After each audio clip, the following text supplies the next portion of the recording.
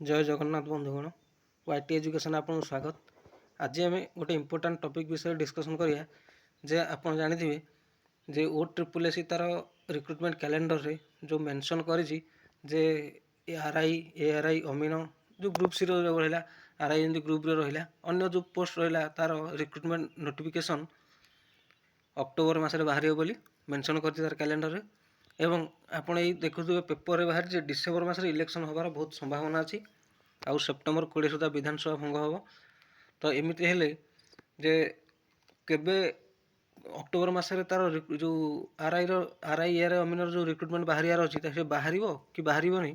से विषय आज डिस्कसन करवा। जदि भी इलेक्शन हुए डिसेम्बर मसरे तो अक्टोबर मस तार इलेक्शन कमिशन नोटिफिकेशन बाहर कर जे केबे इलेक्शन हम केबे भोट गणति हम से सब विषय से पूरा नोटिफिकेशन बाहर कर जो दिन नोटिफिकेशन बाहर कर से दिन टू कोड ऑफ कंडक्ट लागू हो जाए आउ कि बाहर जदि भी जहाँ बाहर जाए बाहर आउ बाहर पूरा इलेक्शन कंप्लीट होगा जाए तापर जाकि जहाँ बाहर तो जदि देखा गले जदि भी अक्टोबर मसरे नोटिफिकेशन बाहर इलेक्शन कमिशन बाहर करे तो सही मसरे जानी आप OSSC भी रिक्रुटमेंट कैलेंडर देती बाहर कर तार नोटिफिकेशन बाहर कर आरआई अमीन एसबूर तो देखा गले सेटा आप कहीं सियोर होना जे केबे इलेक्शन डिसेम्बर हम कि ना कारण मे 28 सरुची विधानसभा कार्यकाल ता बहुत आगु से भंग करी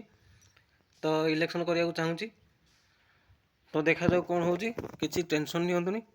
आउ पढ़ापढ़ी जारी रखु October second week third week जब इलेक्शन कमिशन बाहर करे भी नोटिफिकेशन ता पूर्व भी आमर OSSC बाहर कर नोटिफिकेशन ना सेप्टेम्बर मसर भी बाहर करें बुझीपार तेणुक टेंशन नियंतुनी पढ़ापढ़ी जारी रखु हाँ हो पारे 2 मास 3 मास घुंचीज किंतु रिक्रुटमेंट बाहर बुझीपार रिक्रुटमेंट बाहर तेणुक टेंशन नियंतुनी पढ़ापढ़ी जारी रखु जमा भी डिमोटिवेट हुंतुनी आउ नेक्स्ट मंथ रे जना पड़ जे इलेक्शन हम कि ना आउ थे जदि रिक्रुटमेंट नोटिफिकेशन बाहरी गला तो आ किसी असुविधा हेनी तेणुक देखा जाऊ कौन हो कौन ना तो आशा अच्छी जे इलेक्शन कमिशन जो नोटिफिकेशन बाहर करे पूर्व OSSC प्रायतः नोटिफिकेशन बाहर करद तो से कहूँ जमा भी टेंशन नि पढ़ापढ़ी करूँ आउ नेक्स्ट मंथ को अपेक्षा करूँ